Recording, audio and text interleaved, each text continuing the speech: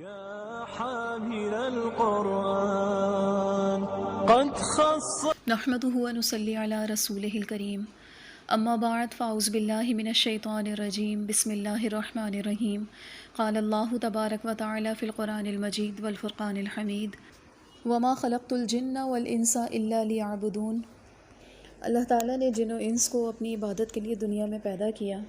اتنے بڑے آسمان میں کوئی ذرہ ایسا نہیں جہاں پر فرشتے اللہ کی عبادت نہ کرتے ہوں۔ فضا میں، زمین پر موجود، وہ بھی اللہ کے حکم سے اس کی عبادت میں ہی مصروف ہیں۔ قوت میں بھی انسان سے زیادہ ہیں، بھوک بھی نہیں لگتی، کوئی شہوت بھی نہیں ہے، لیکن انسان شہوت کے باوجود، اللہ کی نافرمانی کا اختیار ہونے کے باوجود، شیطان کے مسلسل بہکاوے میں آنے کے باوجود، نیند اور بھوک کی مصروفیت کے باوجود، انسان جب اللہ کی عبادت کرتا ہے تو اس کے لیے اللہ نے بڑے بڑے اجر رکھے ہیں۔ اللہ تعالیٰ نے حکم دیا اس جہاں میں ہر وقت اللہ کی عبادت کرو۔ جس وقت نماز نہیں تو اذکار اللہ تعالیٰ نے منع نہیں فرمائے، اسی طرح روزہ اس وقت میں منع نہیں ہے۔ انسان پورا دن گزارتے ہوئے، اپنی حاجتیں پوری کرتے ہوئے اگر رب العالمین کے بتائے ہوئے طریقے پر زندگی گزارے گا تو یہ اس کے لیے عبادت ہے۔ جیسا کہ روایت میں آتا ہے، جو شخص جماعت کے ساتھ عشاء کی نماز پڑھے، رات کو اللہ کو یاد کرتے ہوئے سوئے، رات کو کروٹ بدلے تو اللہ کا نام لے، فجر میں بیدار ہو تو صبح کے اذکار پڑھے، فجر امام کے ساتھ پڑھے تو اللہ تعالیٰ اس بندے کا سونا بھی عبادت لکھ دیتا ہے۔ یہ اللہ کا فضل ہے۔ ویسے تو ہر دن، ہر ماہ اور ہر سال ہی اللہ کی عبادت کے مہینے ہیں، اور رب العالمین اپنے بندوں کو بے حد فضل سے نوازتا ہے، لیکن کچھ خاص رحمتیں ہیں جو خاص ماہ مبارک میں ہیں۔ جب اللہ تعالیٰ اپنے بندوں سے خوش ہوتا ہے تو کچھ خاص انعامات کا اعلان کرتا ہے۔ اسی طرح اللہ تعالیٰ نے انسانی ہدایت کے لیے کچھ خاص انتظام فرمایا۔ فَإِمَّا يَأْتِيَنَّكُم مِّنِّي هُدًى فَمَن تَبِعَ هُدَايَ فَلَا خَوْفٌ عَلَيْهِمْ وَلَا هُمْ يَحْزَنُونَ۔ البتہ ضرور آئے گی تمہاری طرف میری طرف سے ہدایت، پھر جو میری ہدایت کی پیروی کرے گا اس پر نہ کوئی خوف ہوگا اور نہ وہ غمزدہ ہوگا۔ اللہ تعالیٰ نے انسانی ہدایت کے لیے خاص انتظام کیا، اپنے انبیاء کو مبعوث فرمایا اور ساتھ ساتھ ہدایت آسمانی بھی نازل فرمائی۔ پھر انسانوں کی زندگی میں ہر آنے والا لمحہ یا تو اس کو ہدایت دیتا ہے یا اس کو ہدایت سے پیچھے ہٹا دیتا ہے، لیکن اللہ کے مومن بندے، اللہ کے نیک بندے ہمیشہ اس آنے والی ہدایت سے فائدہ اٹھاتے ہیں۔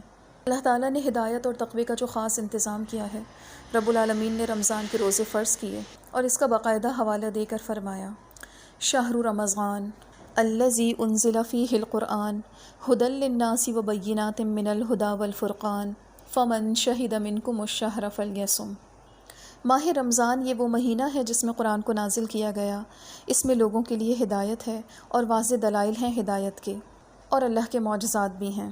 پھر جو شخص اس مہینے کو پالے اسے چاہیے کہ وہ اس ماہ میں روزے رکھے۔ الحمدللہ رب العالمین، اس آیت کے مخاطب ہم سب ہیں۔ جو لوگ اس وقت زندگی کی نعمت سے اور صحت کی نعمت سے لطف اندوز ہو رہے ہیں، رب تعالیٰ نے انہیں حکم دیا ہے فلیصم، کہ وہ روزہ رکھیں۔ ہم اپنے ارد گرد اگر نظر دوڑائیں تو بہت سے ایسے لوگ موجود ہیں جو ایک سسکتی زندگی گزار رہے ہیں، تکلیفوں سے گھرے ہوئے ہیں، زندگی اور موت کی کشمکش میں ہیں، اور بہت سے وہ لوگ جو پچھلے برسوں میں ہمارے ساتھ تھے وہ اس رمضان میں ہمارے ساتھ موجود نہیں۔ تو رب العالمین کا نہایت شکر ہے کہ ہم زندہ بھی ہیں اور صحت مند بھی ہیں۔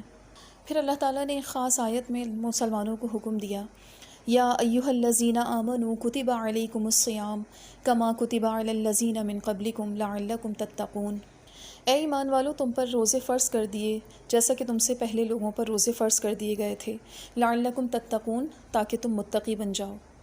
یا ایھا الذین آمنوا کے جب بھی الفاظ سنتے صحابہ اکرام بہت متوجہ ہو جاتے کہ یقیناً ہمیں مخاطب کیا جا رہا ہے۔ اللہ تعالیٰ نے پچھلے لوگوں کے روزے کا حوالہ دیتے ہوئے فرمایا کہ ہم نے تم سے پہلے لوگوں پر بھی روزے فرض کیے۔ روزے حضرت نوح علیہ السلام کے وقت سے فرض کیے گئے۔ ساتھ بھی اللہ تعالیٰ اس آیت میں روزے کے مقصد کو واضح کر رہا ہے کہ اس کی فرضیت کا مقصد تمہارا تقوی ہے، لعلکم تتقون، تاکہ تم متقی ہو جاؤ۔ رب العالمین کی محبت، رحمت، جس میں وہ اپنے مومن بندوں کو ڈھانپنا چاہتا ہے، اس لفظ سے اس وقت صفت کا بھی ظہور ہے کہ اللہ نے انسان کے تقوی کے لیے بھرپور انتظامات کیے۔ تقوی کا مطلب اپنے رب کے ساتھ تعلق مضبوط کرنا۔ رسول اللہ صلی اللہ علیہ وآلہ وسلم نے تقوی کی کیفیت بتاتے ہوئے فرمایا، التقوی ہاہنا، اور اپنے سینے کی طرف اشارہ کیا، تقوی یہاں ہے۔ رمضان کا مہینہ اللہ کی رحمت اور اس کی محبت حاصل کرنے کے لیے آتا ہے۔ رمضان کا مہینہ دلوں کی کیفیت بدلنے کے لیے آتا ہے، اللہ کی محبت کے لیے آتا ہے۔ گویا رمضان کا مہینہ تقوی حاصل کرنے کا مہینہ ہے۔ دل کی دنیا اسی شخص کی بدلتی ہے جو قرآن کو اپنے دل کی بہار بنا دے۔ نبی کریم صلی اللہ علیہ وآلہ وسلم دعا فرمایا کرتے تھے، ان تجعل القرآن ربیع قلوبنا، کہ تو ہمارے دلوں کو منور فرما دے، قرآن کو ہمارے دلوں کی بہار بنا دے۔ جس طرح بارش زمین پر اثر انداز ہوتی ہے، قرآن پاک کی وحی کو بھی بارش سے تعبیر کیا گیا ہے جو دلوں پر اثر انداز ہوتی ہے۔ زمین کا کچھ حصہ ہے جو بارش کے پانی کو اپنے اندر جلد ہی جذب کر لیتا ہے اور وہاں سے سبزہ پھوٹ پڑتا ہے۔ اسی طرح زمین کا کچھ حصہ ایسا ہے جو پانی کو جذب تو کرتا ہے لیکن وہاں پر سبزہ نہیں اگتا، اور زمین کا کچھ حصہ ایسا بھی ہے جو پانی اپنے اندر جذب ہی نہیں کرتا بلکہ پانی اس پر کھڑا رہتا ہے۔ بالکل قرآن پاک کی وحی، قرآن پاک کی آیات کا بھی یہی منظر ہے۔ جب قرآن کریم پڑھا جائے تو کچھ لوگ اس کو اپنے دل کی بہار بناتے ہیں، اور جس طرح زمین سبزہ لہلہاتی ہے اسی طرح یہ قرآن پر عمل کر کے دکھاتے ہیں۔ کچھ لوگ قرآن کو صرف سن لیتے ہیں، یہ اس زمین کی طرح ہے جو پانی اپنے اندر جذب کر لیتی ہے، اور کچھ لوگ قرآن کو سننا ہی نہیں چاہتے، یہ وہ لوگ ہیں، یہ اس زمین کی طرح ہے جو پانی کو اپنے اندر جذب ہی نہیں کرتے۔ خیال رہے نبی کریم صلی اللہ علیہ وآلہ وسلم کے وقت میں بھی مختلف قسم تھی لوگوں کی۔ پیارے نبی علیہ الصلوۃ والسلام پر جب پہلی وحی آئی اور اللہ کے نبی نے وہ کلام سیدہ خدیجہ رضی اللہ تعالیٰ عنہ کو سنایا تو فوراً ہی انہوں نے اس کلام کو اپنے اندر جذب کر لیا اور فوراً ہی سبزہ لہلہانے لگا، لا الہ الا اللہ کہہ دیا۔ اسی طرح جب یہ وحی ابو بکر پہ پیش کی گئی تو انہوں نے بھی اس وحی کو اپنے اندر جذب کر لیا اور ادھر سے بھی سبزہ لہلہانے لگا۔ بالکل اسی طرح حضرت علی اور اسی طرح اللہ کے نبی کے غلام حضرت زید، انہوں نے بھی وحی کی اس بارش کو اپنے سینے میں جذب کر لیا اور اسلام پر عمل کرنے لگے۔ لیکن یہی بارش، یہی وحی جب ابو لہب کو سنائی گئی، ابو جہل کو سنائی گئی، ام جمیل کو سنائی گئی، تو یہ زمین کا وہ بنجر حصہ تھا جنہوں نے اپنے اندر اس پانی کو جذب نہیں کیا، اپنے دل میں اس کو جگہ نہیں دی۔ بالکل ہمیں اپنے دلوں کی کیفیت کا اندازہ کرنا ہے۔ قرآن پڑھا جاتا ہے تو ہمارے دل کی دنیا کیسی ہوتی ہے؟ آیا ہمارے دل بدلتے ہیں یا نہیں؟ اس پر عمل کرنے کے لیے کیفیت بدلتی ہے یا نہیں؟ حشاش بشاش ہوتے ہیں یا نہیں؟ دلوں میں وسعت پیدا ہوتی ہے یا نہیں؟ یا دل سخت ہو جاتے ہیں، عمل مشکل لگنے لگتا ہے، اس کو سننے کے لیے وقت نہیں ملتا، اس پر عمل کرنا ناگزیر ہو جاتا ہے۔ لہٰذا اس تقویٰ کے مہینے میں ہمیں اللہ تعالیٰ سے تقویٰ مانگنا ہے، اپنے دلوں کو بدلنے کی دعا کرنی ہے۔ آپ دیکھیے کہ کتنے ہی گروپ ہیں، کتنے ہی واٹس ایپ گروپ ہیں، کتنے ہی سوشل میڈیا پہ قرآن کے دورے ترتیب دیے جا رہے ہیں، لوگ اس میں ایڈ ہو رہے ہیں، لوگ اس میں شامل ہو رہے ہیں، لیکن قرآن ان کے دلوں کی بہار نہیں بن رہا۔ اس کی وجہ کیا ہے؟ دنیا کی مصروفیت، مادیت پرستی۔ اللہ تعالیٰ نے اپنا وعدہ سچ کر دکھایا، فَإِمَّا يَأْتِيَنَّكُم مِّنِّي هُدًى فَمَن تَبِعَ هُدَايَ فَلَا خَوْفٌ عَلَيْهِمْ وَلَا هُمْ يَحْزَنُونَ۔ تمہارے پاس ضرور میری طرف سے ہدایت آئے گی، پھر جو میری ہدایت کی پیروی کرے گا اس کو کوئی خوف نہ ہوگا اور نہ وہ غمزدہ ہوں گے۔ تو رب العالمین کی ہدایت کا یہ مہینہ ہر طرف سے ہمارے لیے ہدایت کے دروازے کھول رہا ہے، لیکن ہم ان بند دروازوں پر اپنے قفل لگا کر بیٹھے ہیں، ان دروازوں کو کھولنا نہیں چاہتے جنہوں نے ہمارے دل کو بند کر دیا۔ یہ رمضان کا مہینہ اللہ کا تحفہ ہے، جس طرح نماز اللہ کا تحفہ تھی۔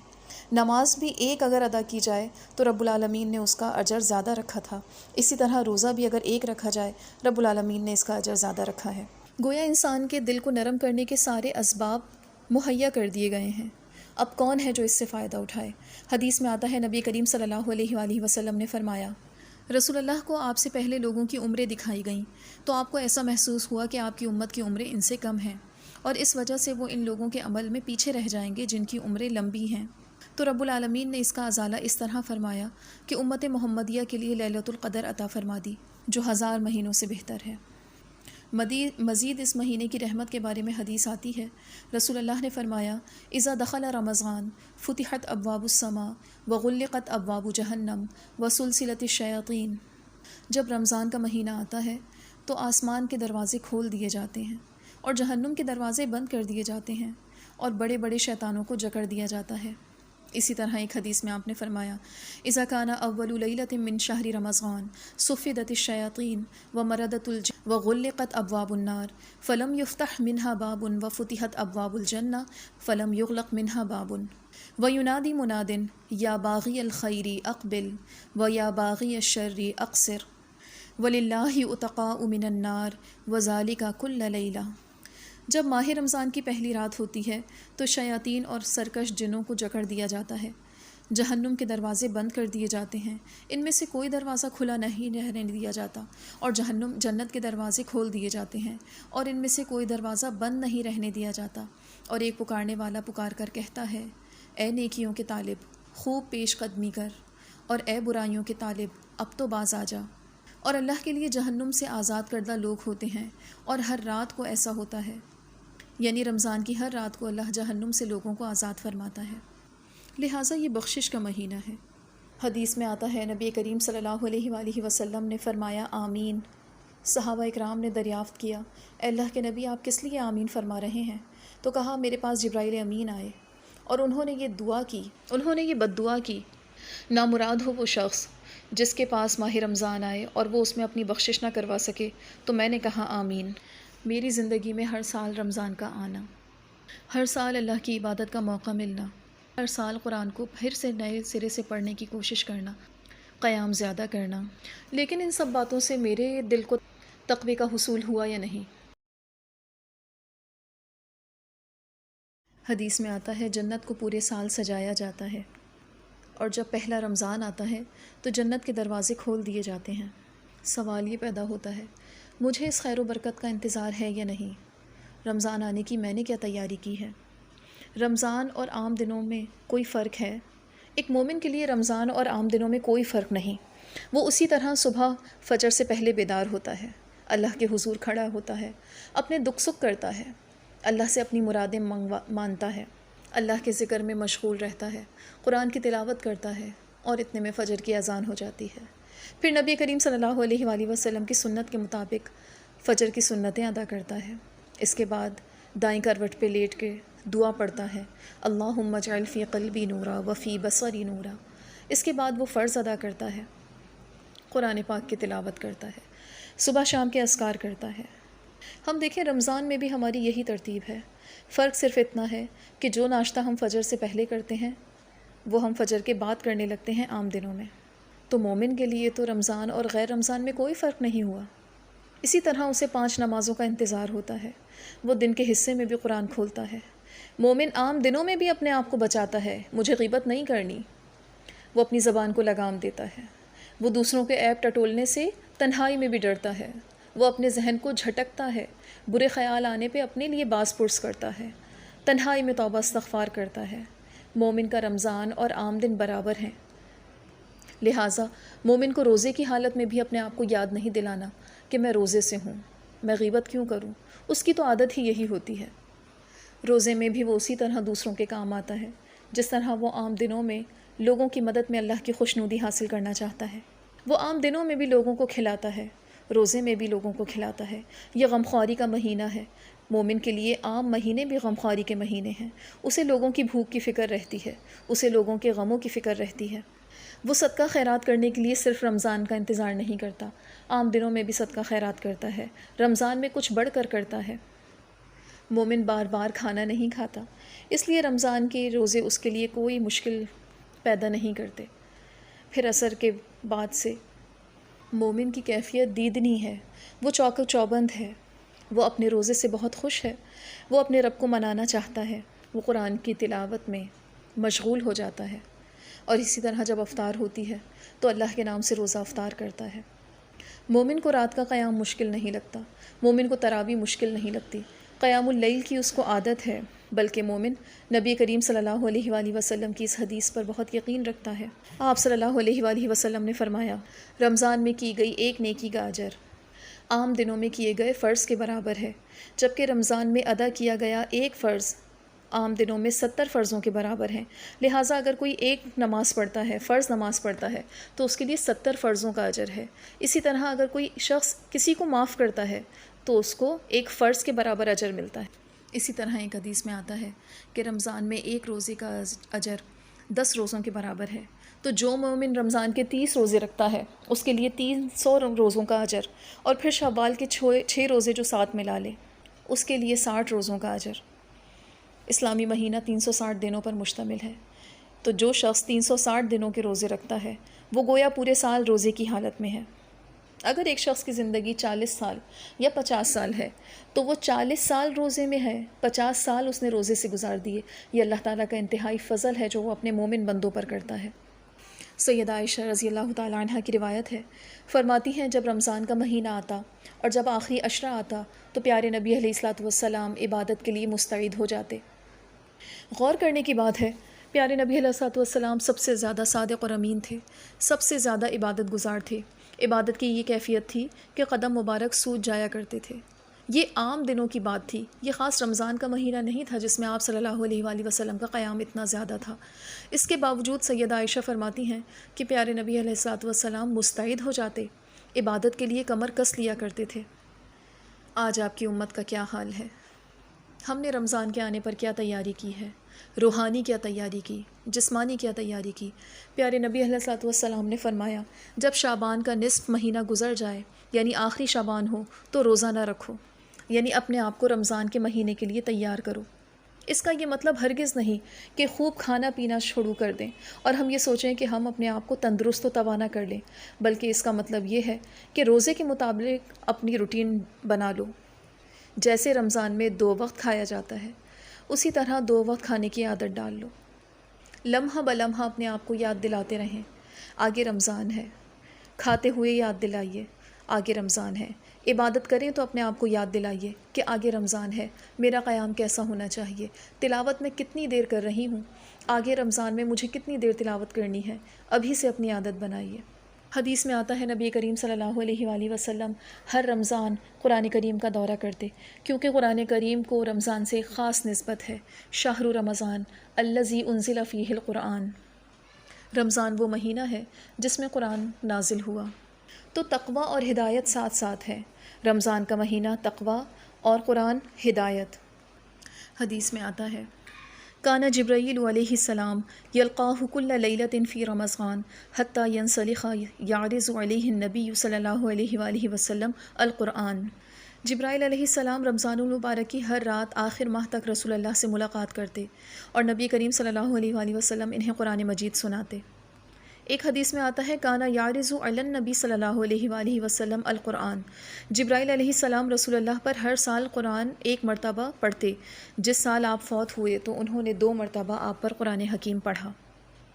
لہٰذا رمضان المبارک میں دورہ قرآن سنت نبوی ہے، ہمیں بھی دورہ قرآن کی عادت بنانی ہے۔ قرآن کے حقوق کا جہاں مطالعہ کیا جائے تو سب سے پہلا حق قرآن کی تلاوت ہے۔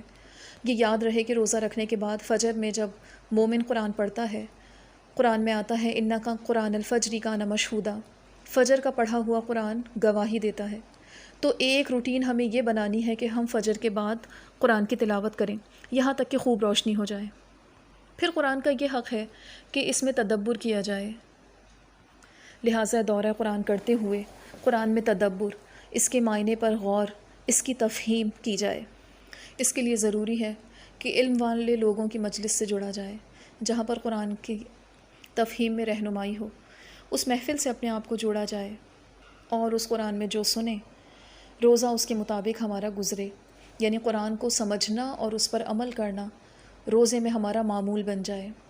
پھر قرآن کا ایک حق یہ بھی ہے کہ قرآن کو سنا جائے۔ نبی کریم صلی اللہ علیہ وآلہ وسلم نے حضرت ابی سے فرمایا آپ مجھے قرآن سنائیے۔ حضرت ابی نے کہا اے اللہ کے نبی، کیا میں آپ پر قرآن پڑھوں جبکہ قرآن تو آپ پر نازل ہوا ہے؟ پیارے نبی علیہ الصلوۃ والسلام نے فرمایا مجھے اللہ نے حکم دیا ہے کہ میں قرآن آپ سے سنوں، لہٰذا تراویح کی نماز میں قرآن سنا جائے۔ قرآن کی تلاوت، قرآن میں تدبر، قرآن کی تلاوت سننا اور پھر قرآن پر عمل کرنا روزے میں ایک مومن کا معمول ہے۔ رمضان سے بڑھ کر وہ کون سا مہینہ ہے جس پر قرآن پر عمل کرنا سب سے زیادہ آسان ہے؟ یہ رحمتوں والا مہینہ، رب العالمین نے جہنم کے دروازے بند کر دیے، ہمارے سب سے بڑے دشمن کو اللہ تعالیٰ نے قید کر دیا۔ اب کوئی چیز ایسی نہیں ہے جو ہمیں بہکانے والی ہے۔ اللہ کا شکر ہے کہ ہم مسلم معاشرے میں ہیں، ایک اسلامی ملک میں ہیں۔ آس پاس ہمارے اسلامی رسم رواج ہیں، آس پاس ہماری مسجدیں مدارس ہیں، ماہ رمضان کی رحمتیں برکتیں ہمیں آس پاس نظر آتی ہیں۔ پھر ایک حدیث میں آتا ہے، سیدہ عائشہ فرماتی ہیں، کان النبی صلی اللہ علیہ وآلہ وسلم اجود الناس، اللہ کے نبی لوگوں میں سب سے زیادہ سخی تھے۔ جب پیارے نبی علیہ الصلوۃ والسلام حضرت جبرائیل سے قرآن سنتے تو آپ تیز آندھی سے زیادہ بڑھ کر سخی ہو جاتے، یعنی آپ صلی اللہ علیہ وآلہ وسلم کی سخاوت تیز آندھی سے بڑھ کر ہوتی۔ لہٰذا رمضان المبارک روزے کے ساتھ ساتھ، قرآن کی تلاوت کے ساتھ ساتھ، قیام اللیل کے ساتھ ساتھ انفاق کا مہینہ ہے، غم خواری کا مہینہ ہے۔ اسی لیے فرمایا کہ جو شخص کسی ایک روزے دار کو افطار کرواتا ہے اس کے لیے روزہ رکھنے والے جیسا ہی اجر ہے۔ حضرت ابو ہریرہ رضی اللہ تعالیٰ عنہ بے شمار احادیث کے راوی ہیں۔ یہ نبی کریم صلی اللہ علیہ وآلہ وسلم سے جب ملے تو آپ صلی اللہ علیہ وآلہ وسلم کے ساتھ 3 یا 3.5 سال کا عرصہ گزرا اور اللہ کے نبی کا وصال ہو گیا۔ حضرت ابو ہریرہ اصحاب صفہ میں سے تھے۔ یہ وہ لوگ تھے اصحاب صفہ وہ لوگ تھے جن کے سروں پر چھت نہیں تھی، ان کے لیے 4 دیواری نہیں تھی، ان کے لیے کھانے کا کوئی معقول انتظام نہیں تھا۔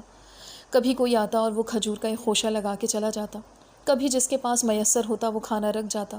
ابو ہریرہ فرماتے ہیں کہ میں اکثر و بیشتر بھوک سے بے ہوش ہو جایا کرتا تھا۔ لوگ یہ سمجھتے تھے کہ مجھے مرگئی کے دورے پڑتے ہیں، حقیقت میں ایسا نہ تھا، حقیقت میں مجھ پر بھوک کا اثر ہوتا تھا۔ ہمارے پاس کچھ دستیاب نہیں ہوتا تھا۔ میں اکثر بازار جانے سے اس وجہ سے رک جاتا کہ کہیں ایسا نہ ہو کہ میرے پیچھے اللہ کے نبی کوئی روایت، کوئی حدیث، کوئی علم کی بات کریں جو مجھ سے رہ جائے اور میرے ساتھی اس میں آگے بڑھ جائیں، مجھے اللہ کے نبی کی باتیں کسی اور سے پوچھنی پڑیں، اس لیے میں کھانے پینے کی تلاش میں نہیں نکلتا، جس کی وجہ سے اکثر مجھے بھوک کا سامنا ہوتا۔ اور خاص طور پہ ابو ہریرہ اس لیے بھوکے پیاسے رہتے کہ وہ طالب علم تھے، طلب علم کی تلاش میں تھے۔ پیارے نبی علیہ الصلوۃ والسلام سے ملنے کی تڑپ، آپ صلی اللہ علیہ وآلہ وسلم سے دین سیکھنے کی طلب انہیں اس بات پر آمادہ رکھتی تھی کہ وہ وہیں پر اصحاب صفہ میں ہی شامل رہیں، صفہ پر ہی وہ وقت گزار دیں۔ پیارے نبی علیہ الصلوۃ والسلام سے ملاقات کے شوقین تھے اور انہیں یقین ہوتا تھا کہ اللہ کے نبی یہاں سے ضرور گزریں گے، اس وجہ سے وہ اس جگہ سے کہیں نہ جاتے تھے۔ بخاری کی بے شمار روایات ہیں جو ابو ہریرہ سے مروی ہیں۔ رمضان سے متعلق ہی ابو ہریرہ نے نبی کریم صلی اللہ علیہ وآلہ وسلم کی زبانی بشارتیں دیں۔ آپ صلی اللہ علیہ وآلہ وسلم نے فرمایا، من قام رمضان ایمانا و احتسابا غفر له ما تقدم من ذنبہ، جو شخص رمضان کا قیام ثواب کی نیت کے ساتھ اور ایمان کے ساتھ کرتا ہے اس کے پچھلے گناہ معاف کر دیے جاتے ہیں۔ اسی طرح ایک حدیث میں فرمایا، من صام رمضان ایمانا و احتسابا غفر له ما تقدم من ذنبہ، جو رمضان کے روزے رکھتا ہے ثواب کی نیت سے اور ایمان کے ساتھ اس کے پچھلے تمام گناہ معاف کر دیے جاتے ہیں۔ عام دنوں میں بھی ابو ہریرہ بھوک برداشت کر رہے ہیں صرف دین کے حصول کے لیے۔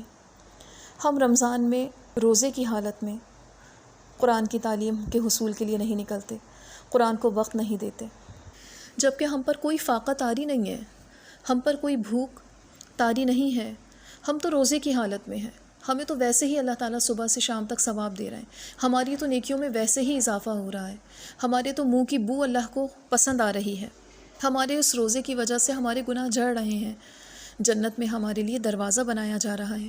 اس حالت میں اگر ہم قرآن کو سمجھیں، قرآن کا علم حاصل کریں اور حصول کا مقصد یہ ہو کہ اپنا کردار تبدیل کریں، حصول کا مقصد یہ ہو کہ اپنے تقوی میں اضافہ کریں، تو کیا یہ ہمارے لیے مشکل ہے؟ ابو ہریرہ کی مثال ہمارے سامنے ہے۔ نبی کریم صلی اللہ علیہ وآلہ وسلم نے فرمایا، روزے داروں کے لیے ایک خاص دروازہ ہے جس کا نام ہے باب الریان، اس سے روزے دار داخل ہوں گے اور جو اس سے داخل ہوں گے انہیں کبھی پیاس نہیں لگے گی۔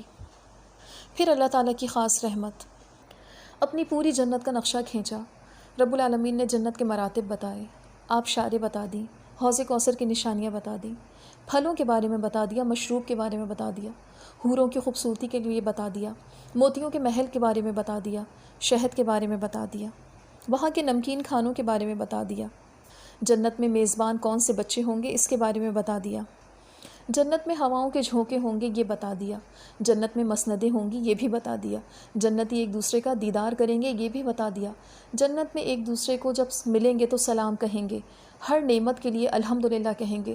سب چیزیں اللہ نے بتا دیں، لیکن روزے کے بارے میں فرمایا الصوم لی وانا اجزی بہ، روزہ میرے لیے ہے اور میں ہی اس کی جزا دوں گا. روزے کا مخصوص انعام وہ روزے داروں کے لیے کیا ہوگا، اللہ تعالیٰ نے اس کا اعلان نہیں کیا. یقیناً جتنی رب العالمین کی شان ہے اور اس کی شان کا بیان ہمارے لیے ممکن نہیں. وہ اپنی شان کے مطابق مومنوں کے ساتھ معاملہ فرمائے گا. اور وہ مومن کون ہوں گے؟ متقین، جنہوں نے روزہ رکھ کر روزے کا مقصد پا لیا ہوگا. اسی لیے تو فرمایا فَإِمَّا يَأْتِيَنَّكُم مِّنِّي هُدًى فَمَن تَبِعَ هُدَايَ فَلَا خَوْفٌ عَلَيْهِمْ وَلَا هُمْ يَحْزَنُونَ. جو لوگ میری ہدایت کی پیروی کر لیں گے، تقوی حاصل کر لیں گے، پھر ان کو کوئی خوف اور کوئی غم نہ ہوگا. یقیناً وہ جنت میں خوشی خوشی جائیں گے. وہ اس پر بڑے راضی ہوں گے جو اللہ تعالیٰ نے ان کو نعمتیں دی ہیں. لہٰذا دعا کریں کہ رب العالمین ہمیں رمضان کی رحمتیں برکتیں سمیٹنے کی توفیق عطا فرمائے. رب العالمین ہمارے دلوں کو تقوی سے مزین فرما دے. روزے کا مقصد ہمیں حاصل ہو جائے. قرآن ہمارے دل کی بہار بن جائے. قرآن پر عمل کرنا ہمارے لیے آسان ہو جائے. ہمارے لیے رمضان کا مہینہ اور عام مہینوں میں کوئی فرق نہ ہو. ہماری زندگی ویسی ہی گزرے جیسے رمضان میں ایک مومن کی گزرتی ہے. اس روزے کا اثر، اس ایک ماہ کا اثر ہماری ساری زندگی پر غالب آ جائے. وما توفیقی الا باللہ، وآخر دعوانا ان الحمد للہ رب العالمین. الحمد لله رب العالمين الرحمن الرحيم مالك يوم الدين إياك نعبد وإياك نستعين اهدنا الصراط المستقيم صراط الذين أنعمت عليهم غير المغضوب عليهم ولا الضالين.